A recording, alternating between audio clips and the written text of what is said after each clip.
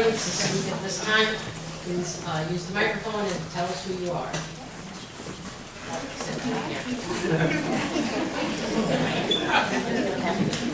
Wait a minute.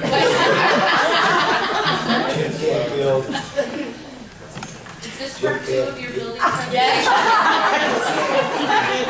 I told you. Don? Okay. You can hear me.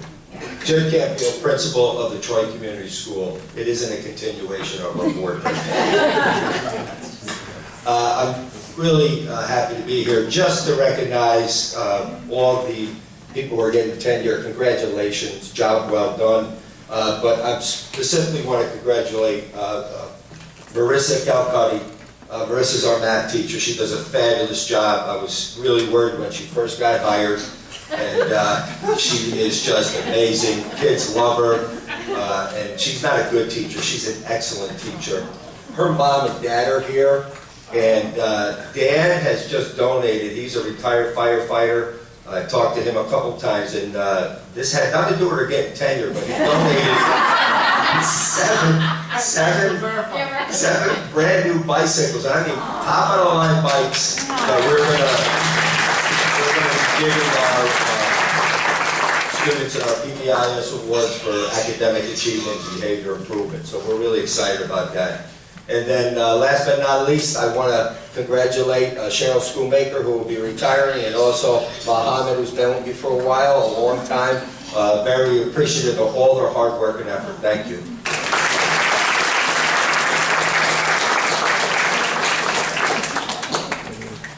If there's no one else to get up, Mr. Carmelo, retiring recognition. Thank you very much. So Jimmy just did to him. What I think what I'll do is, that's all right. We have 16 retirees this year, a little bit lower than some years, but total services, 360 years of service. So every year,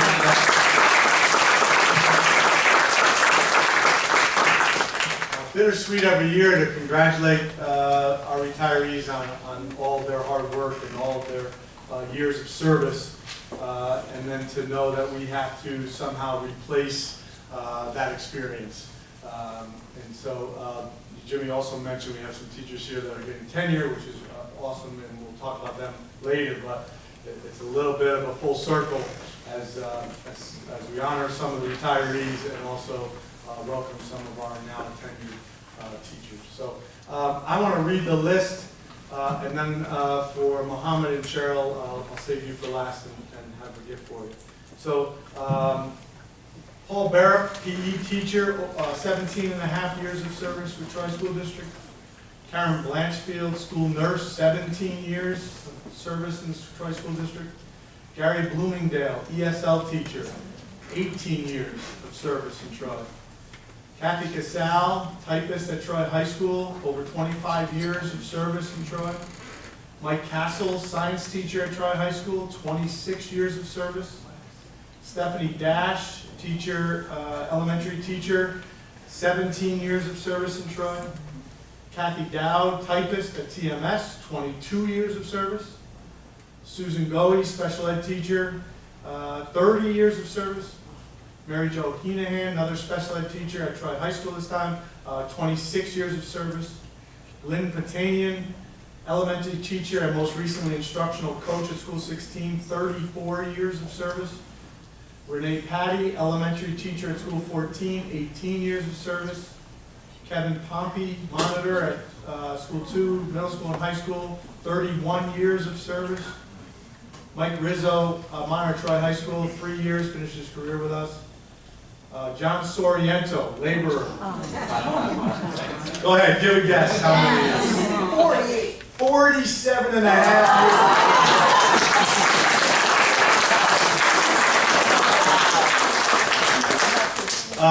years. More specifically than for the two that are here, thank you very much for coming tonight. Cheryl, and they're both from Jimmy's program, as he said. Cheryl Schoolmaker, English teacher, started here at Troy Middle School and then finished at TCS, School 12, and then, School 1 and School 12 at TCS. 18 years of service as an English teacher here in the Troy School District. Congratulations to Cheryl Schoonmaker.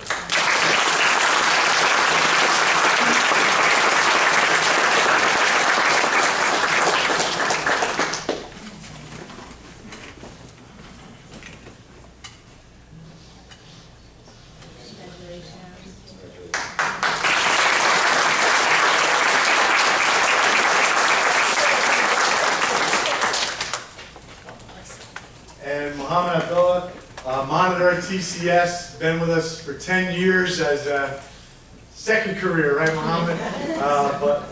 Again, as Jimmy said, both these people have been invaluable to his program, and Muhammad's done great work at TCS. They were in our building for a long time, so we got to know all of the TCS staff very well. 10 years of service, Muhammad, congratulations.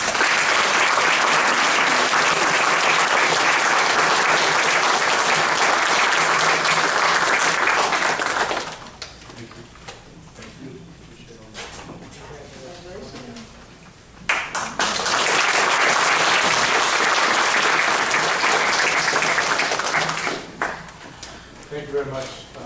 I made one more round of applause for all the retirees.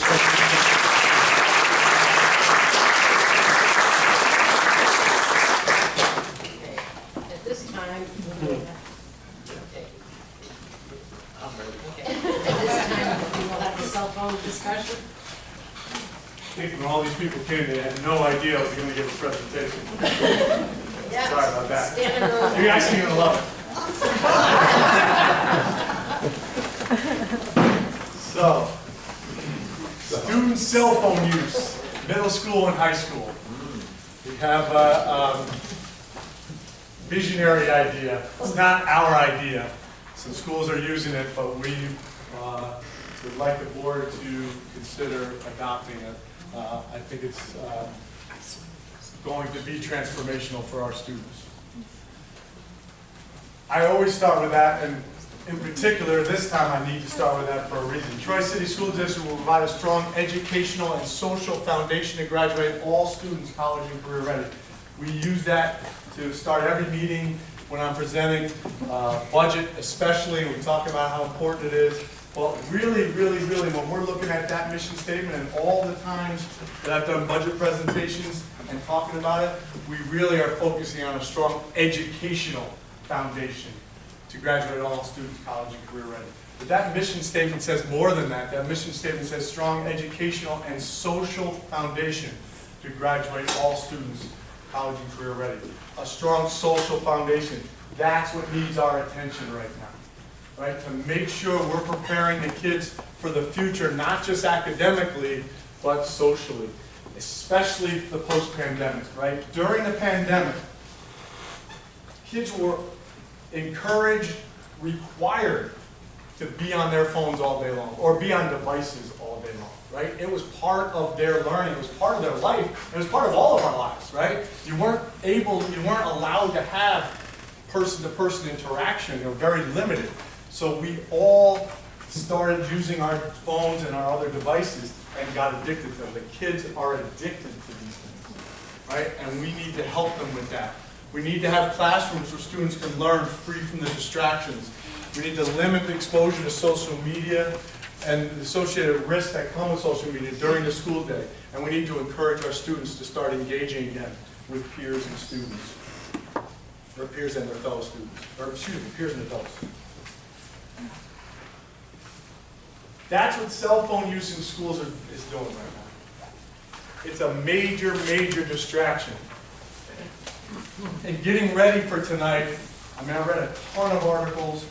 We talked to the high school and middle school, both, they're the ones that started this really, they both have asked for this. Mr. Campbell's program already takes their phones every morning, so it's not really them that we're including here. But they went and visited, Bethlehem is doing this right now, Water Bleed is doing it locally, and our admin teams went and visited both those schools. But reading a lot of things on it over the last few weeks. Let me just read a few things for you. The modern cell phone is, without a doubt, the greatest single distraction plaguing public education today, period. That comes from a Sanies article that came out recently. An observational study of students shows how easily young people are distracted by technology. There was a study where observers recorded minute-by-minute activities over a class period and found that participants averaged less than 6 minutes on their main task before being distracted by technology. There's a video I'm going to show you at the end of this presentation, and they talk about allowing, right now we don't allow our kids to have phones, sort of, right? We tell them they have to put them away. But this video, they say, it's like giving a drug addict drugs, tell them to put it in their pocket, but they're not allowed to do anything with it. Like leave it in your pocket and don't be distracted by that. And that's what really happens with our kids and us. And so that distraction, kids cannot focus on the instruction. They can't pay attention, they can't engage in the learning when they're getting beeps and checking social media and texting friends. The anxiety, mental health, and depression. Rates of teen depression and suicide have skyrocketed since 2011. It's not an exaggeration to describe this generation of students as being on the brink of the worst mental health crisis in decades. Much of this deterioration can be traced to their phones. That's Dr. Jean Twenge, who's a mental health expert. Cyberbullying. I mean, people that are in the schools right now, especially the secondaries, know how prevalent that has become, especially again after the pandemic, when kids were on their phones all the time. That level of cyberbullying also increased.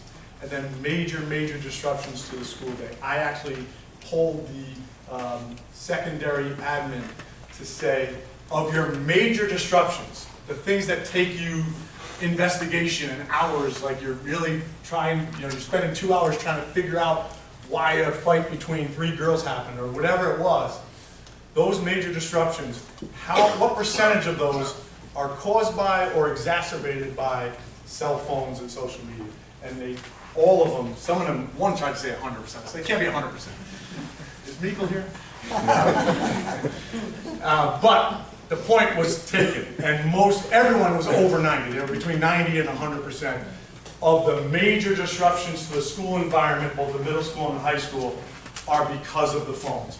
Texts they get, social media things they get, the cyberbullying that's happening while they're in class and they see it.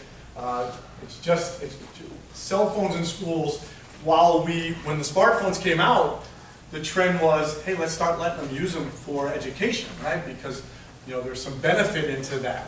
But the negatives far outweigh the benefits, and then people are really starting to realize this. Governor Hochul is proposing a bill right now to ban cell phones in schools. Whatever you feel about that, the point I'm making is people are paying attention to this now, and it's time to act. So there's something called Yonder. We met with the Yonder representative, it's probably now about a month ago, and he gave us, I sent an article to the board last Friday and a video. He gave us those things.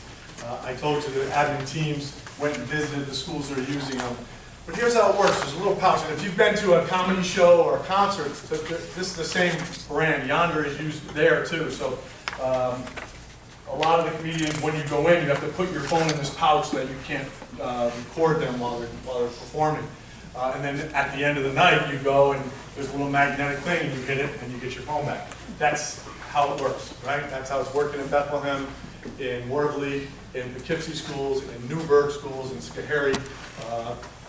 There are 3,000 schools across the country and across the globe that are using it right now already. But each kid would be assigned a Yonder pouch. When they get to school, they would turn their phone off, put their phone into this Yonder pouch in front of an adult, and then close it up. Once that's closed, it cannot be opened without that little magnetic release that will be at exits when they're ready to leave the school. So throughout the day, they can then put that in their bag or in their locker or wherever, but their phone will not be a distraction. And then smart watches and other things that, all of that would have to go in the pouch, right? The point is, and it's gonna take a little get used to, I think, for the kids, right? But I'm gonna show you a video later and I'll show you some quotes. The students in those schools that are using it, after that first initial reaction of, oh my God, I can't believe I'll be without my phone. I don't know how you feel. If somebody told me how to be without my phone for 8 hours, I would get a little bit fidgety too. But they said it's freeing to finally be without it. The schools, and again, I'm jumping ahead, but the schools are reporting that the cafeterias are loud again in a good way. Kids are talking to each other. Kids are playing games with each other. Kids are paying attention in class and talking to adults again.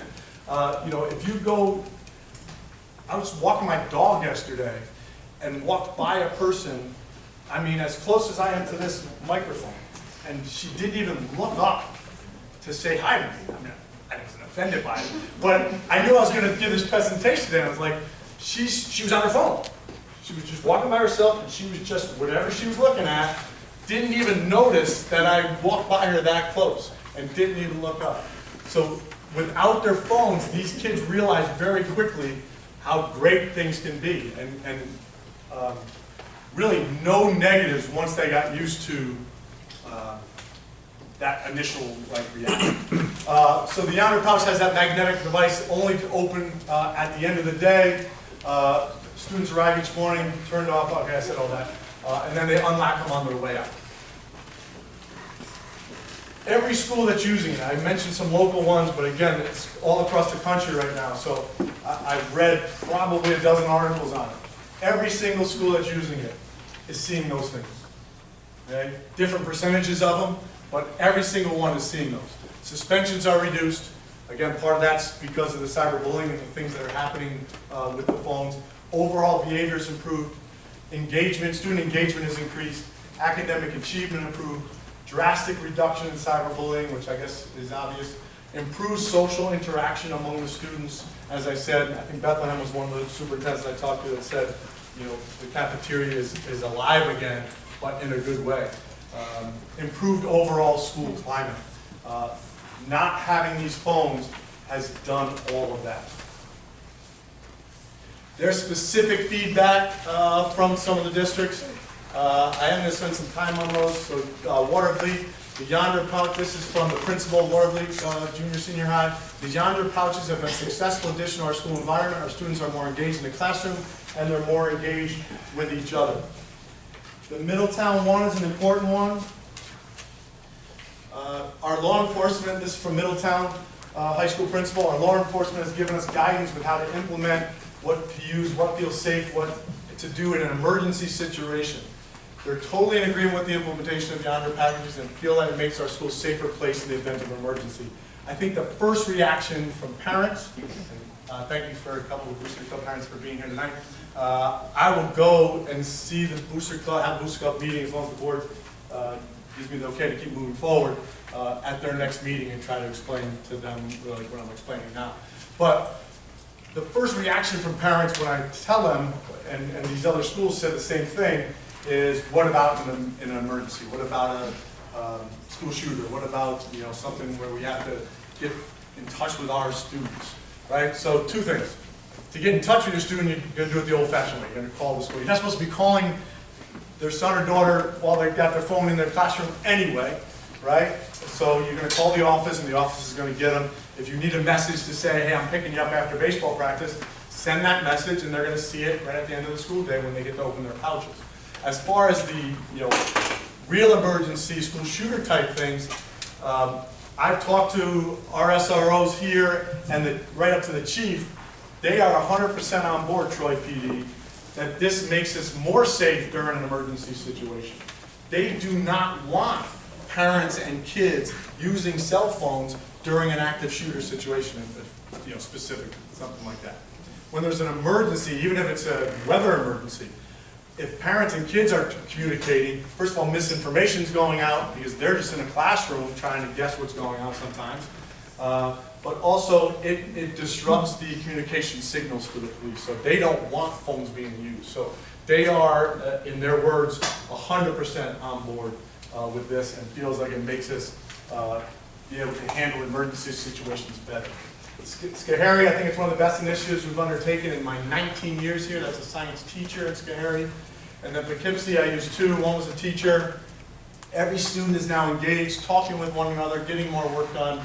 And then a student at Poughkeepsie, Yonder Pouches are the best thing that could have happened for this school. She had a further quote that said, so much less drama and so many more people getting along, right? And that's really the whole point here, is that the phones really have been a negative influence on things that are going on in their lives. This is a really great video. Am I just looking here, Miss Karen? Miss Karen, the greatest assistant that ever lived. Thank you very much. She embedded this video in this slide, and here we go. Make sure it works. Ready? Bam. Oh. Operator. Blame it on you. Operator. Yeah, operator. Here comes. In schools. There we go. It's a great video. Thank you. 17 on the cell phone. Don't look down at your Kids receive phone. about 500 notifications a day, many of them during school hours, which understandably makes it hard for them to concentrate. Meg Oliver spoke to a social psychologist who calls this problem worse than vaping. And Meg takes us inside a school that decided to do something about it all. This For is Newburgh. students Get at in here. Newburgh Free Academy in New York, the first assignment of the day, locking their phones in pouches made by the company Yonder for 7 hours, including lunch. It was a bit of a shock for some students when the policy was introduced 4 years ago. I was ready to start a petition, bring it to the principal, like, stop it real fast. But no one signed 17-year-old Tyson Hill's petition, and now he loves attending a phone-free school. Why is this approach better?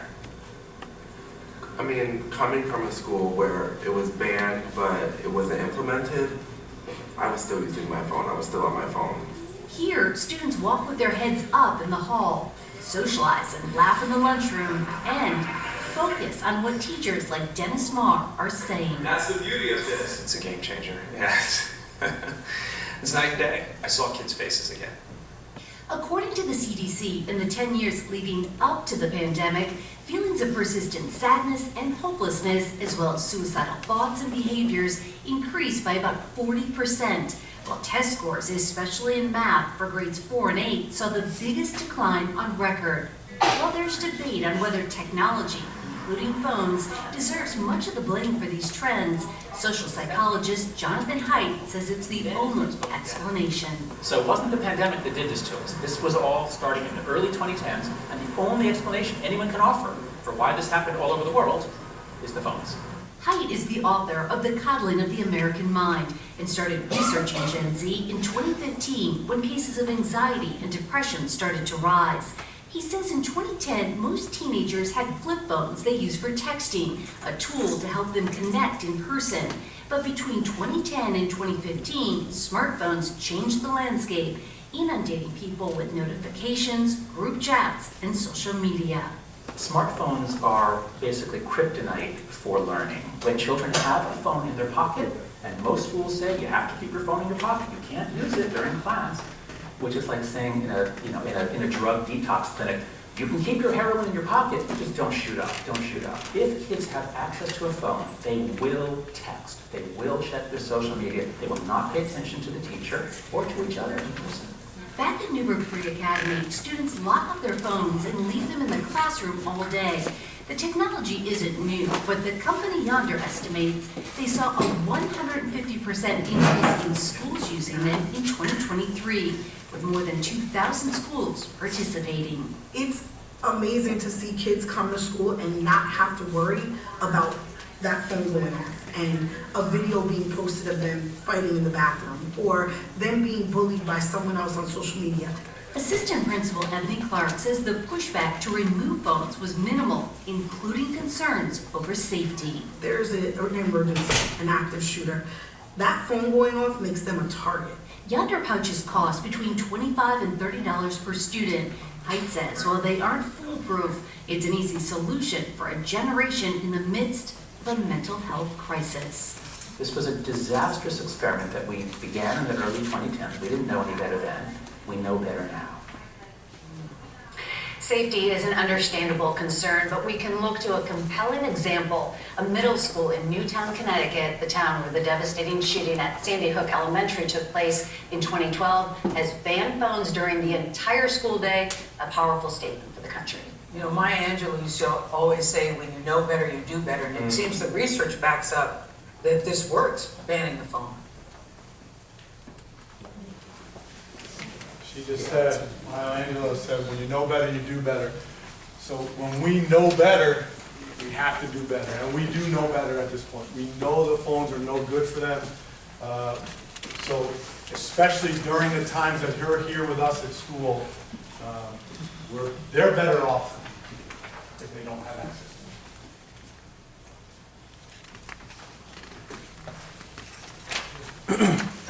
Yes, sir.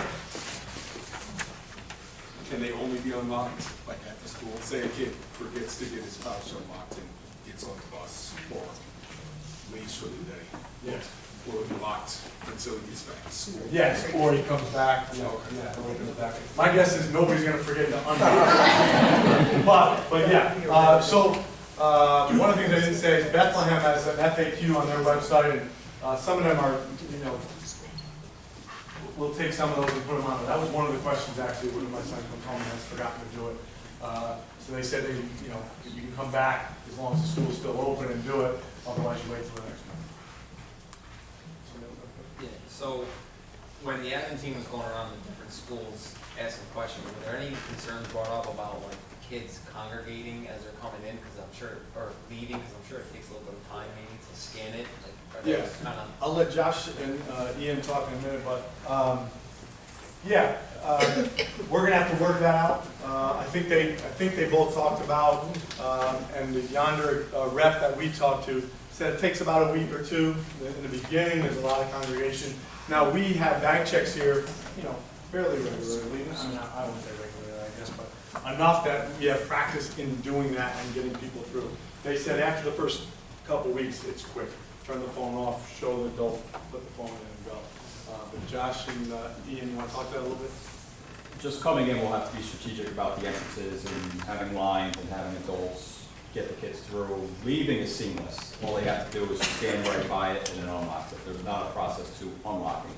It'll be the locking coming in that we'll have to have a systematic approach to, which we will. And you'll want people to leave the pouch at school, though, not take it home, right? No, they take it with them. Oh. It's theirs. They get to assign their own house. Oh, I forgot. So if they don't bring it, they have to give their phone to the administrator, which they're not going to want to do. But they'll have to hand their phone to a principal that day, who will keep it till the end of the day. That's my assumption. We still have to work out all the details. That's what Bethlehem does. If somebody forgets it, the principal gets it and has his own, you know, supply of them, and they won't have it on. You know, one of the things with the students, the anxiety is way less if they can have it on their person or in their bag, even if it's not accessible to them, rather than giving it to an adult. Do we have enough staffing for this? Yeah.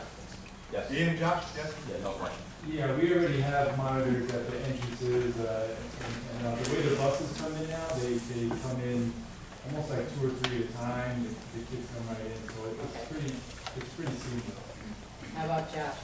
Yeah, I mean, our doors open at 8, so we have from 8 to 8:30 for the kids to come in. They come in staggered, both drop off, the kids driving themselves, and the buses. So we do bag checks at, like Mr. Parnell said, at the end of the year, just randomly, just to make sure kids aren't bringing anything silly, end of the year pranks. We did one on Monday, and between 8 and 8:25, every kid was in the building. So this will kind of be very similar to a bag check. But even less. Even less, right. I just have a question, and it's only because I know this is what would come from students. What about the teachers and the staff who are distracted by their phones during the day? Do you want me to put my phone in the Yonder pouch? I just know that that's what's they're gonna ask. It's gonna be asked. I have no plans on making adults put down their pouch. Raise your hand if we started at 6 o'clock, right? What time is it? This probably started about 10 after 6. What time is it right now? 6:37. 6:37. Raise your hand if you have not checked your phone at all while you're sitting here. Oh, that's excellent. Makes me feel pretty good. Raise your hand and check your phone when Jimmy Campbell was talking. Yes, sir. At Bethlehem, the teachers have a yonder that is easily open, but they show the students that they do have the yonder, they do carry it with them, and their phone is in the pouch, but it's not locked. But it's kind of, yes. So it's a little bit. Yes, they kind of meet them somewhere in the So middle. probably dissuades them a little bit of using it, maybe, I don't know.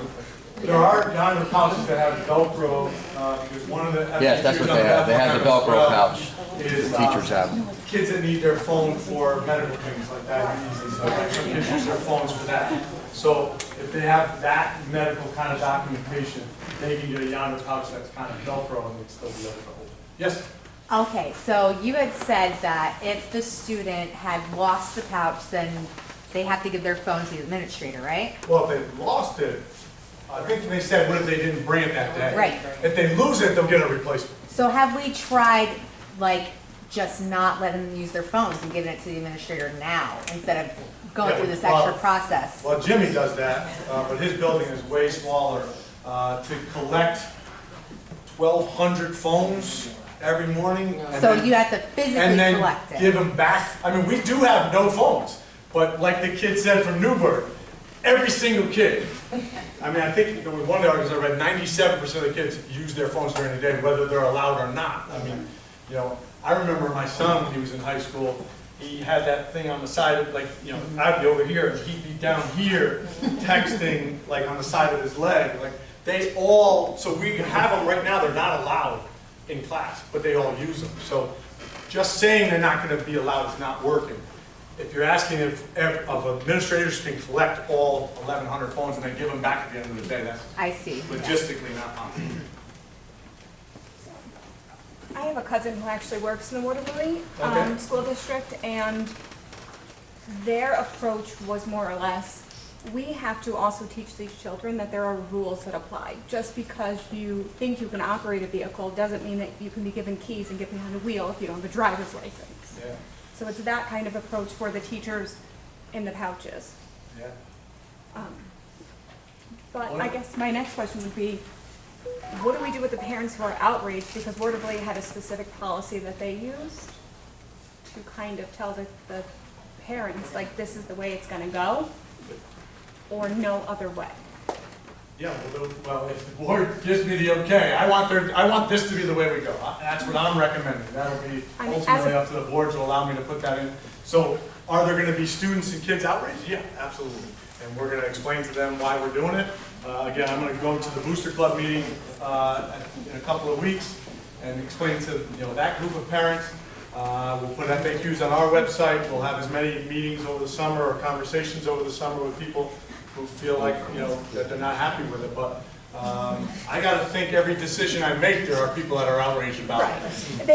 Snow days in particular. I mean, I make the decisions that I think are best for the students in this district. And that's what my job is. And so I think going back to that quote, I think this is what our kids need right now. Listen, if you were at any of our budget meetings, I bragged for an hour about all the great things going on in our district. This will take it to a whole nother level, in my opinion.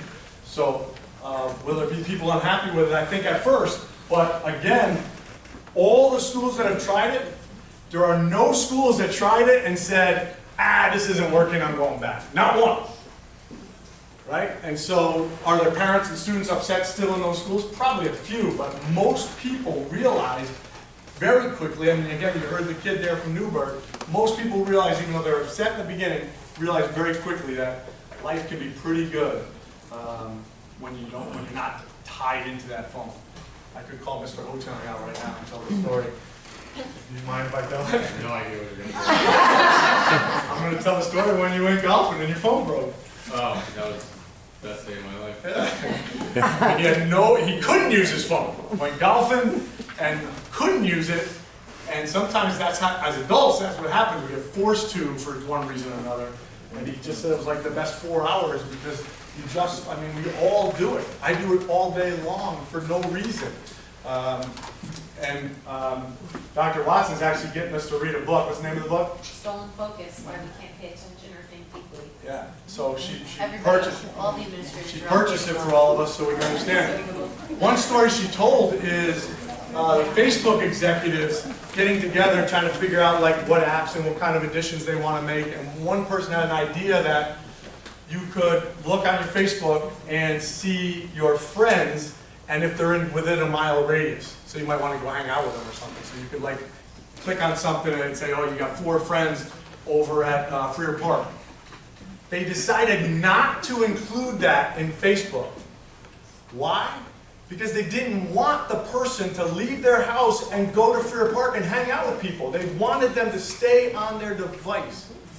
Those are the decisions that are being made by these social media companies, and adults, bad enough, but to keep our kids addicted to these phones.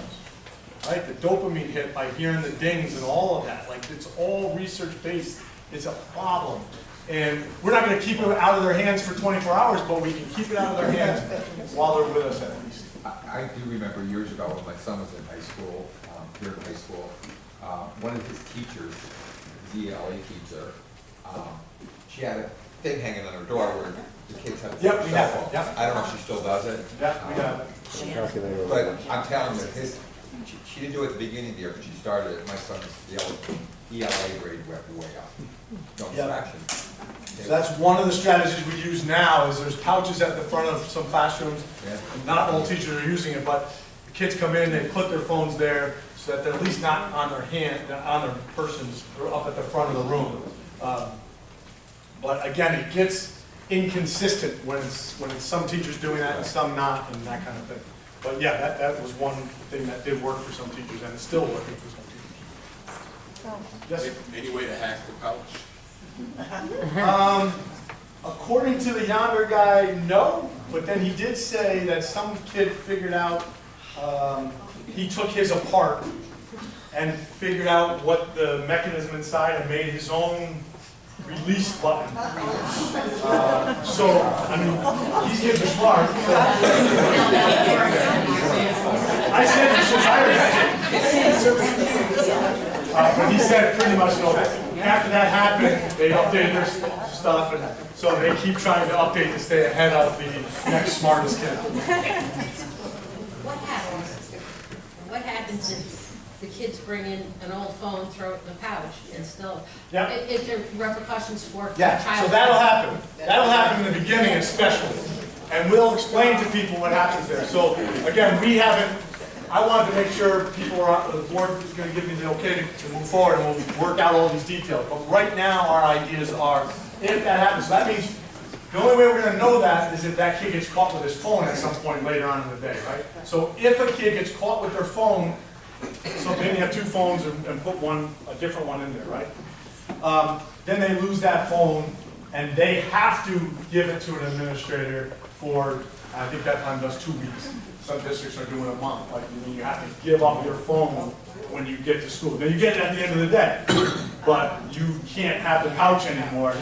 So it's the same as if you lost it, like you lose that privilege. And then if it happens more than once, I think our code of conduct would kick in as far as like insubordination and things like that.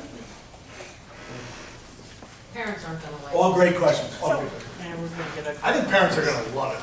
As a parent, Yeah. as a parent and an employee of the middle school and now the high school, I am for it. All right, excellent. I am for it. Just remind the parents when they were kids if they had cell phones, Yeah, right, and then that exactly. will just demolish any kind of argument. And I will say, when we have situations, both I've seen at the middle school and the high school level, parents come in, we have our mediations, we have 2 or 3 groups, and they articulate to us, I don't know what to do. And it's because they've handed them this device, and once the kids are out of control with it, they don't know how to bring it back, reel it back in. So I think the majority are looking for our support with this. So I think we'll see that support. I think the high school will have an easier go of it than the middle school. I don't know. I actually disagree, only because, respectfully, of course, Ms. Brown. Because middle school right now, there's no phone use at all. The high school has, in the last couple of years, they allow it in the cafeteria. They allow cell phone use in study halls, right? Even in hallways, I think, right in between classes. So when you're allowing it a little bit, it gets way harder to now put it away. So I think the middle school is actually going to be an easier implementation, but we'll see. And when we say it after sixth grade orientation every year with all the parents, and I've never had anybody push back. The only question that we get is the emergency contact question. But I mean, people go on the parent page and say, not nice things. Yeah. In person, they don't say anything. I think the kids will do it, latch onto it a lot quicker than I think some of the parents will. You know, and I think and we're gonna need some really supportive parents out there to help us do this if we do it. I'll be one. I said if we do it. And our parent square messaging is getting better. Jason's here tonight, so we do a decent job now if there is an emergency, getting messages out. So I think we'll make sure that we continue in that regard. I think it's a great idea. So do I.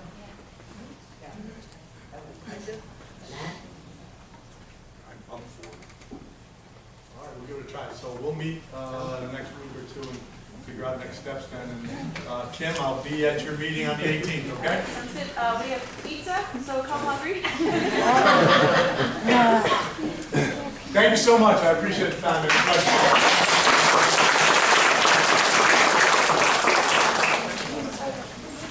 Now, my meeting will be a quarter of the time, okay? Those are great questions. I think that's good.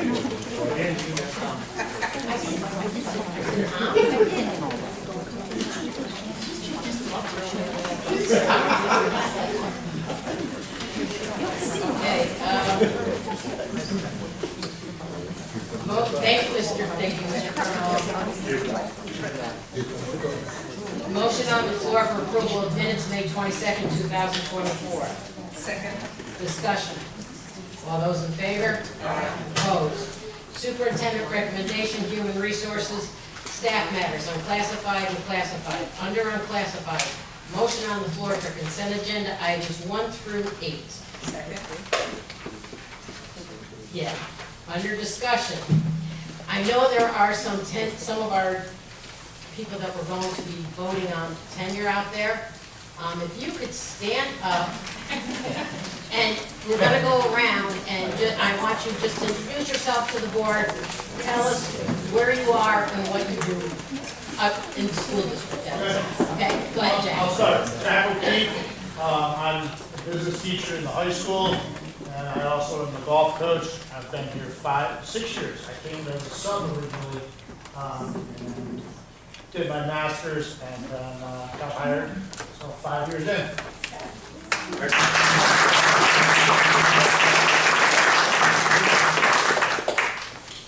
Kelsey Morrison. I'm an elementary co-teacher at School 18. This is my 8th year in the district.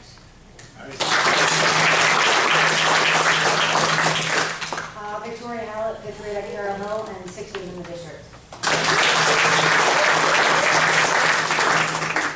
Marissa Calpetti. I am math at TCS Virginia. And Denisian, I teach 3rd grade at School 2, and I've been here for 4 years. Anna Tai, I teach 4th grade at School 2, and I also coach track and cross country here. I'm Eliza Stewart, 3rd grade at Carroll Hill, and I've been here for 4 years. Christine Rowe, special ed TA at School 14, and this is my 4th year. I'm Ashley Petty, and I'm 4th grade at School 14, and this is my 8th year in the district. My name is Juliana Fuchs. This is my 3rd year at School 14, and I'm a 3rd grade co-teacher.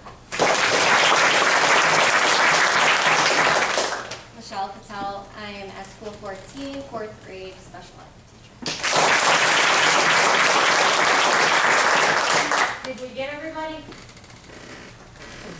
ones that just introduced yourselves to us, how many graduated from Troy High?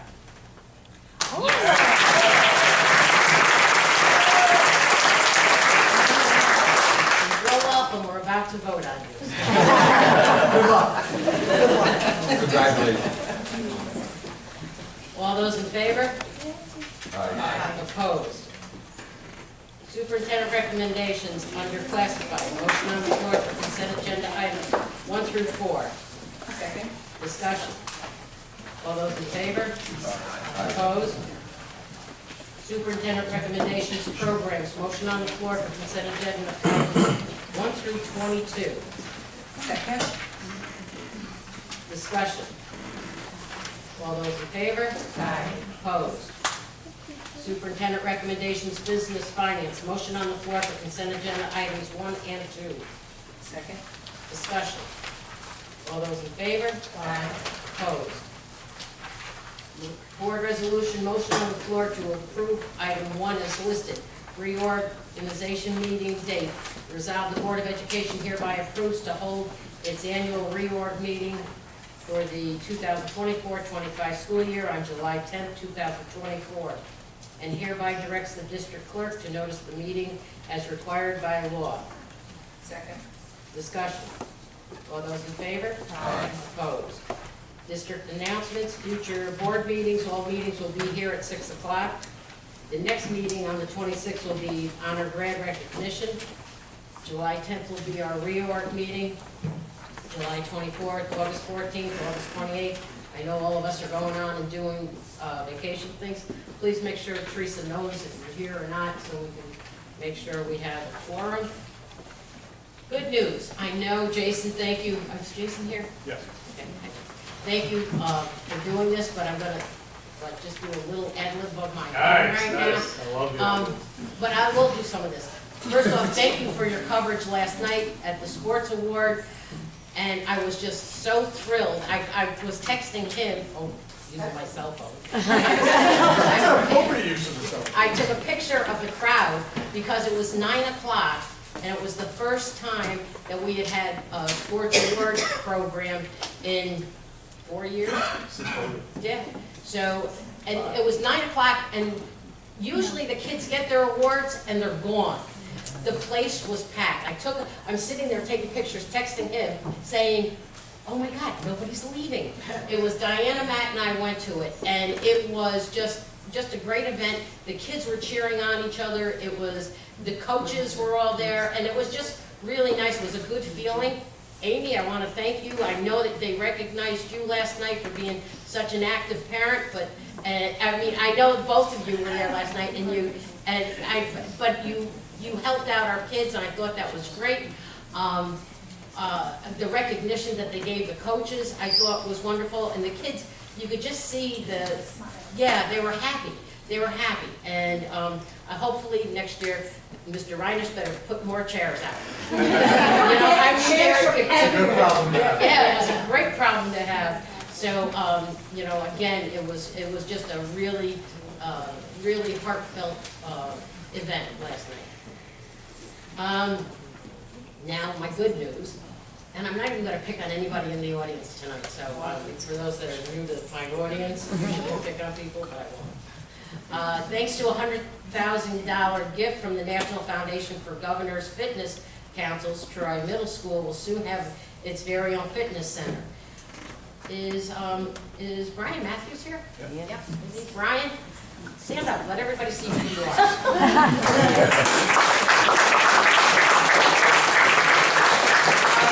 Brian was a key role in getting this $100,000 gift.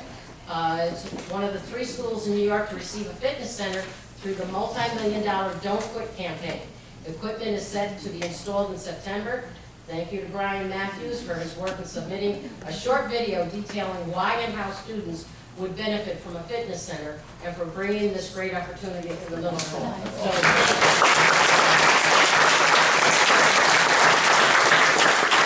June 4th, each elementary school hosted some of their former students, now set to graduate in 2024. This is a great event. I love when this goes through the school. Jason, I'm sure, will be posting something about it. The soon-to-be graduates visited classrooms, answered questions, and shared their plans after high school and what they enjoyed most about their time at Troy High. Thank you to everyone that made this event possible. For the second year in a row, Troy Social Emotional Development and Learning Committee celebrated Mental Health Awareness Month in May, including a student poster contest. Winners received a stress ball and a Stewart's gift card. I think I'm going to stop here because you guys have been in this audience long enough.